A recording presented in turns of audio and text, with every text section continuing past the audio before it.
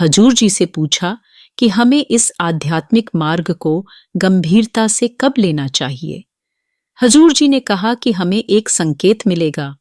हमारे पहले सफेद बाल इस राह पर गंभीर होने की पहली निशानी है।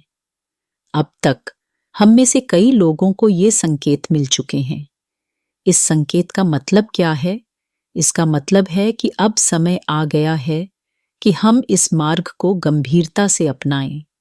लेकिन गंभीर होने का अर्थ यह नहीं कि हम दुखी चेहरा लेकर बैठें, बल्कि यह कि हम इस ज्ञान को अपने जीवन में उतारें और इसे अपनी सबसे महत्वपूर्ण प्राथमिकता बनाएं। सफेद बाल, झुर्रियां और याददाश्त का कमजोर होना हमें क्या सिखाता है? ये सब हमें यह याद दिलाते हैं कि हमारी यात्रा यहाँ समाप्त होने वाली है।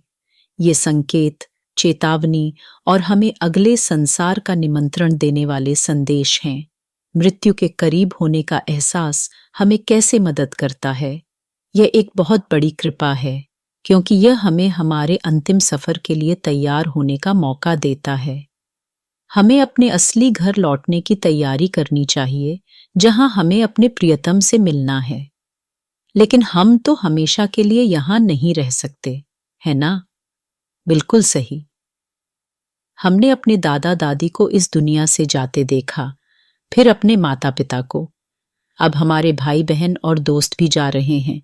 धीरे धीरे हमारी बारी भी आने वाली है। एक सत्संगी को मृत्यु को कैसे देखना चाहिए? हजूर जी ने कहा है कि एक सत्संगी को मृत्यु का स्वागत करना चाहिए, क्योंकि यह वही दरवाजा है जिससे होकर हम अपने असली घर पहुंचते हैं और अपने प्रियतम से मिलते हैं।